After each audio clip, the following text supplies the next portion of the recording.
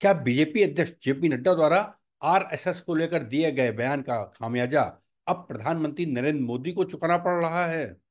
मतगणना परिणामों से स्पष्ट हो गया है कि बीजेपी सिंगल लार्जेस्ट पार्टी तो है, लेकिन अपने दम पर सरकार बनाने की स्थिति में नहीं है, जैसा कि 2019 में थी।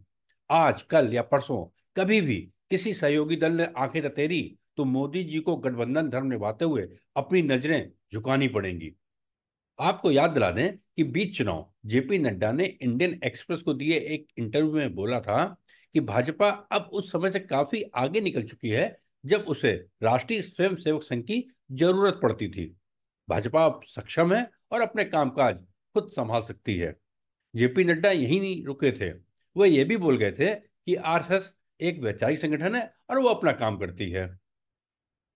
इंडियन एक्सप्रेस ने बीजेपी प्रेसिडेंट से पूछ लिया था कि अटल बिहारी वाजपेयी के समय में और आज के समय में आरएसएस की प्रेजेंस में बदलाव कैसे आ गया है।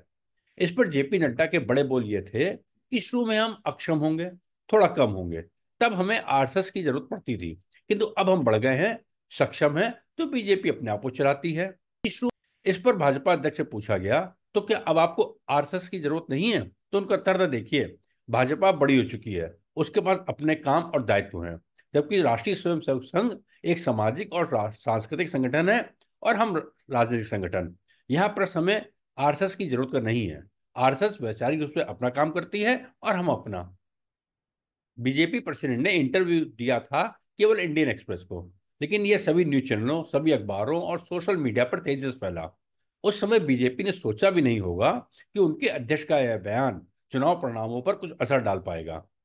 लेकिन जब जेपी नड्डा के इस इंटरव्यू से स्वयं सेवकों के बीच एक गलत संदेश चला गया कि बीजेपी को उनकी जरूरत नहीं है, तो कई स्थानों से ऐसी खबरें आई कि मतदान के दिन स्वयं सेवकों ने खुद को काफी हद तक सीमित कर लिया।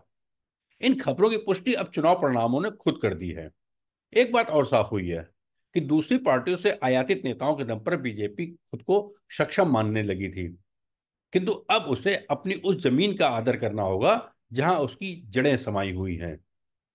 राजेश एन अग्रवाल का प्रणाम स्वीकार कीजिए। दी आर एन शो के नए एपिसोड देखने के लिए चैनल को सब्सक्राइब करें और बेल आइकन दबाना भी न भूलें।